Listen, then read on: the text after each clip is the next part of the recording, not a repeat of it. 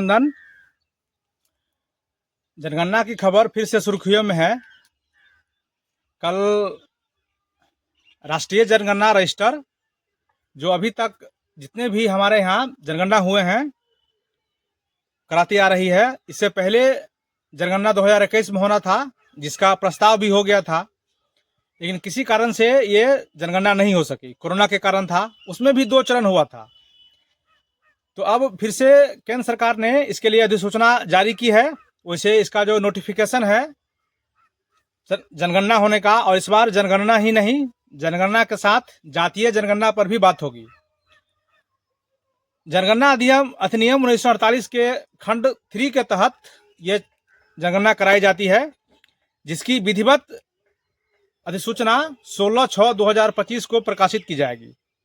और इस बार जैसे कि खबर आ रही है कि डाटा को सुरक्षा दृष्टि से देखते हुए और उसको कम समय में करने का प्रयासरत, और डाटा कंप्यूटर बेसिस यानी डिजिटल तरीके से चुनाव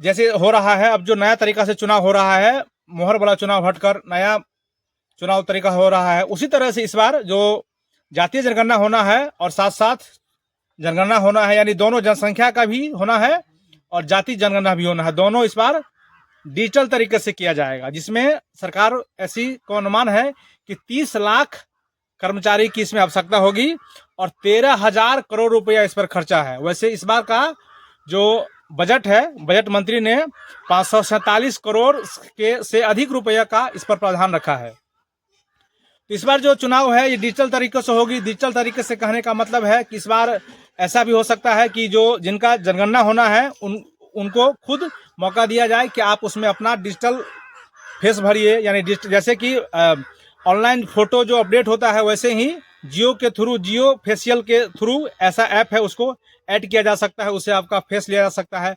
और बहुत तरह की जानकारी जैसे 2011 में जो जनगणना हुई थी उस समय 33 तरह की जानकारी ली गई थी, लेकिन इस बार ऐसा अनुमान है कि उससे अधिक यानी 50 से अधिक तरह की जानकारी आपको वहां लिया जा सकता है।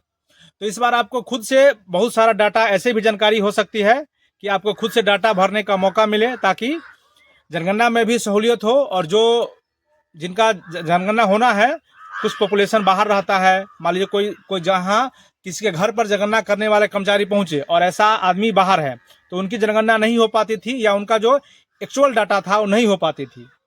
इसी बात को ध्यान रखते हुए सरकार ने डिजिटल काम किया है। और ऐसा भी हो सकता है कि जिनके घर पर कर्मचारी जनगणना के लिए और जातीय जनगणना के लिए रिपोर्ट लेने आए और वहां से उनको पूरी जानकारी नहीं मिले, तो ये जानकारी जहां रह रहे हैं, दिल्ली रह रहे हो, अमेरिका रह रहे हो, ऑनलाइन फेशियल के साथ साथ आप अपना डाटा खुद भर सकेंगे। ऐसी भी जानकारी देखी जा रही है। और इस बार नया बहुत सारा ऑप्शन भी जोड़ा जा सकता है।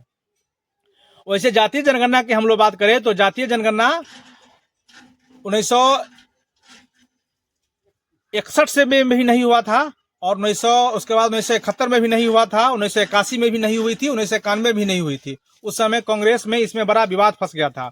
यानी आज़ादी के जस्ट बाद तो एक बार जनगणना हुआ था, उसके बाद 61 से जाति जनगणना पर रोक लगा दी गई कि जाति जनगणना के होने के कारण समाज में उद्माव फैल जाएगा या अन्य कोई कारण हो सकता है। लेकिन 2011 की जो जनगणना थी उसमें नीतीश कुमार के विरोध में उसको बात रखे थे। उसी तरह उस समय के तत्कालीन मंत्री थे अखिलेश जी के पिता श्री मुलायम सिंह जी की भी संसद भवन में जातीय जनगणना के लिए बहुत पुरजोर विरोध किए थे। तो उस समय भी 2011 में जातीय जनगणना तो हुई थी, लेकिन रिपोर्ट उस समय नहीं आ सका। यानी रिपोर्ट के समय रिपोर्ट को छुपा कर रखा गया, रिपोर्ट को सार्वजनिक नहीं किया गया।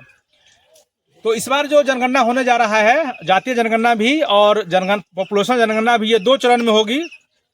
वैसे ये जनगणना 2 चरण के बाद पहली बार नहीं हो रही है। 2011 में भी इसी तरह जो दूर इलाके के इलाके थे, बर्फीले इलाके थे, या जहाँ की मौसम गड़बड़ रहती है, वहाँ गर्मी के सीजन में ही जनसंख्या पॉपुलेशन काउंट कर लिया जाता है या जातीय काउंट कर लिया गया था। पिछले बार भी 2 चरण में चुनाव हुआ था, 2 चरण में चुनाव नहीं जनगणना हुआ था। इस बार भी 2 चरण में ही होने जा रही है।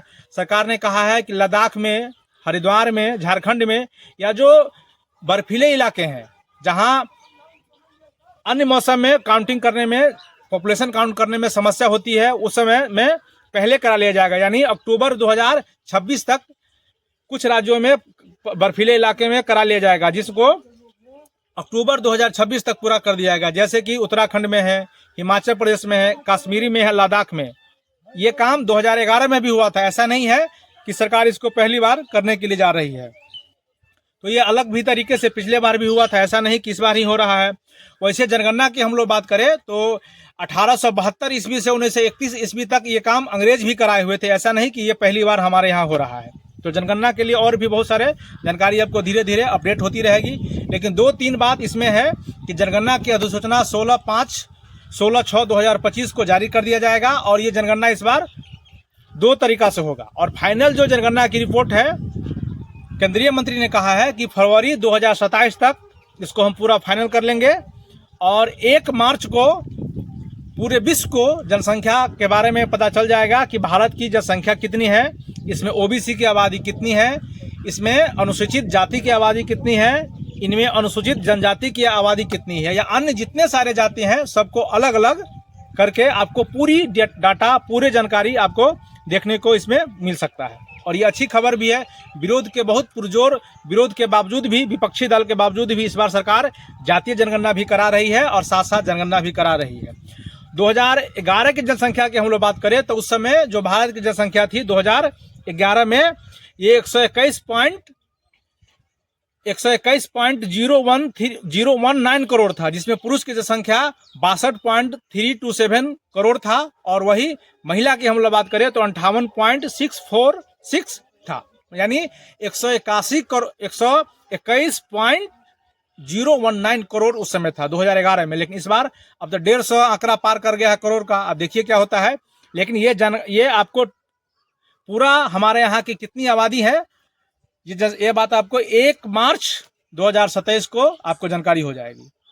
ऐसे ही वीडियो के लिए जैसे ही जनगणना संबंधी या अन्य संबंधी कोई वीडियो आएगी आपको हम अवश्य रूबरू कराएंगे।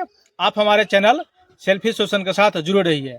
अब सभी का नमस्ते, नमस्कार।